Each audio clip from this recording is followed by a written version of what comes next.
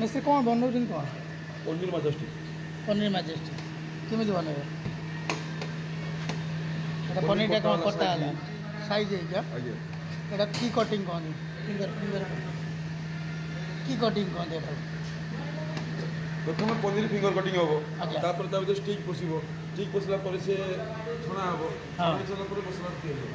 Okay stick ପଶିଲା ଠିକ୍ ପଶିବ ତା ଭିତରେ। ଆଜ୍ଞା। ହଁ ହଁ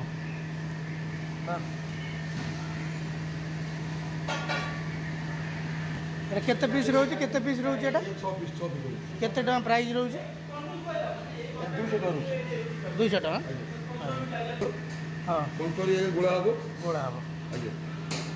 ତାପରେ ଆଜ୍ଞା ତେଲରେ ଛଣା ହେବ। ଦେଖନ୍ତୁ ସାଙ୍ଗମାନେ ତେଲରେ ଛଣା ହେଲା ପନିର, ତେଲରେ ଛଣା ହେବ। ଏଇଥିରେ କ'ଣ ମସଲା ରେଡ଼ି ହେବ ଏବେ ନା କ'ଣ? ଗୋଟେ ତେଲ ପଇଲା, ତେଲ। ଆଜ୍ଞା ତେଲ ପଡ଼ିଲା। ହଁ ତାପରେ କ'ଣ ପଡ଼ିବ? ରସୁଣ ଚପ୍, ଅଦା କିମା। ହଁ ପିଆଜ ପିଆଜ କିମା କ'ଣ? ହଁ କି sauce? Tomato sauce, chilli sauce, chilli sauce, chilli paste, chilli paste.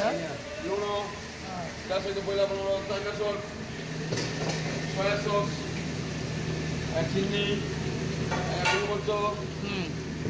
ଆଜ୍ଞା। ଏଇଟା ପନିର ଧ୍ୱଂସ ହେଇଗଲାଣି, କଣା ହେଇକି ସାରା ଭିଡ଼ିଓ କରୁ କରୁ ଏଇଟା ମାନେ ଏଇଟା ଆଧିରେ ଇଏ ହେଇଯିବ ଆଉ ନା କ'ଣ?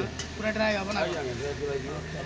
ପନିର ମାଜେଷ୍ଟିକ୍ ରେଡ଼ି ହେଇଗଲା। ମିସ୍ତ୍ରୀ ଆମର ନେଇକି ଆସନ୍ତି ପନିର ମାଜେଷ୍ଟିକ୍। ଏଇଟା ପନିର ମାଜେଷ୍ଟିକ୍ ରେଡ଼ି ହେଇଗଲା। ଆଜ୍ଞା।